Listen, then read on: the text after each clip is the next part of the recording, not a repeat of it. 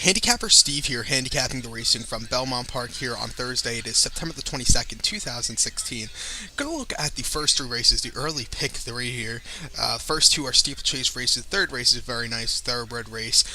So going to look at those races. Before I get on to that, remember to please follow me on Twitter at HorseRacingKid5 for full card selections.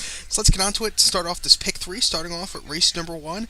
It is the William Entenmann Memorial Hurdle Stakes, per $75,000 to be run over national fences for 4-year-olds and upwards. Never won a hurdles prior to March 1st, 2015, or which never won through races other than a 3-year-old or 4-year-old, whatever you want to call that crap. We have 8 horses going the distance of ground of 2 miles and a quarter on the inner turf course steeplechase course. 2 miles and a quarter. And my top selection here, I'm going to go with the 8 horse.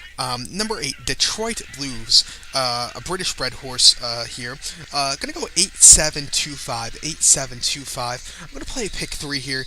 I'll use the 8 horse, of course. Maybe even single him in the pick 3. Use the 8. And I think that's all I'm going to use in this race. Number 8, Detroit Blues, 4-1. Ross Garrity. Last time out, ran at Saratoga, 2 miles to 16th on the hurdles course, in an allowance race for $65,000, 2 lifetime. This horse won by 2 1/4 lengths that day at 13-1. Had a very good victory. With that no last stretch hurdle, it doesn't make the races final. It doesn't make the races exciting in my eyes, because there's a big, there was like a 4 furlong, a 3 furlong run-in at Saratoga. Here, I think at Belmont, there's going to be a 5 furlong run-in, which is just boring. I think that last fence is is the funnest one of them all, because if your horse is good enough, he's going to jump with good stamina and win. With that being said, he did win very nice before at 13-1. Start before came at Parks a mile and a half on July 10th in allowance race, 25,000. There was no starting; it was just a standing start. This horse finished second by 6 1/4 lengths at 43-1. Couldn't catch the winner, unsinkable, but it was a decent race. First start in the States, and then start before it came in Ludlow in Great Britain on May the 8th, in a basic handicap for 17,000. This horse didn't finish that day. He just didn't have the best of runs this week, and then did not finish. And then in the Kempton over the hurdles, finished 12th by 79 lengths. Just did not do well. His last win in the United Kingdom, you have to go back to May 25th at Fontwell. He broke his maiden by length. He only has one win in the United Kingdom. But I'm going to go with this horse here as a top selection. I think he should win well. So to recap my bets for race number 1 from Belmont Park, I'm going to go with the 8 horse here.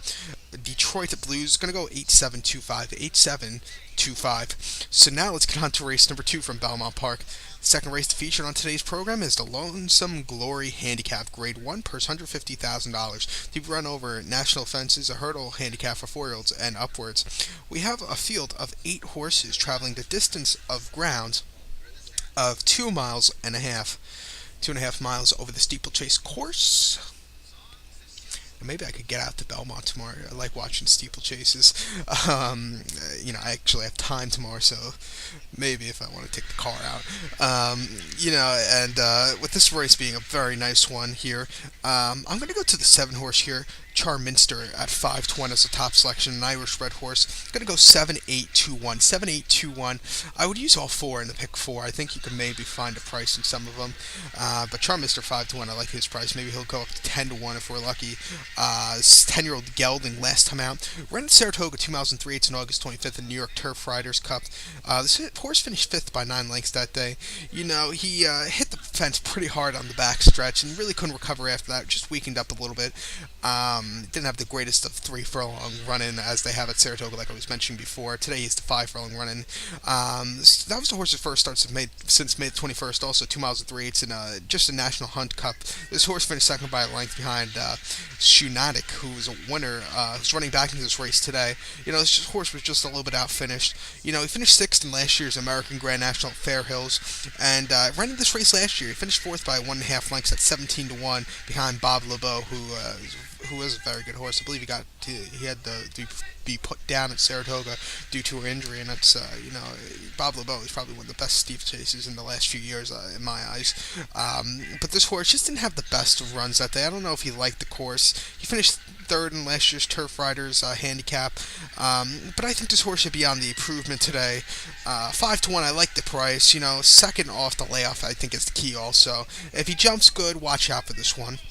So to recap my bets for race number 2 from Belmont Park, it's the Lonesome Glory Handicap. Gonna go with the 7 horse here. Gonna go 7, 8, 2, 1 in the superfecta. I'll also use all 3 in the pick 3.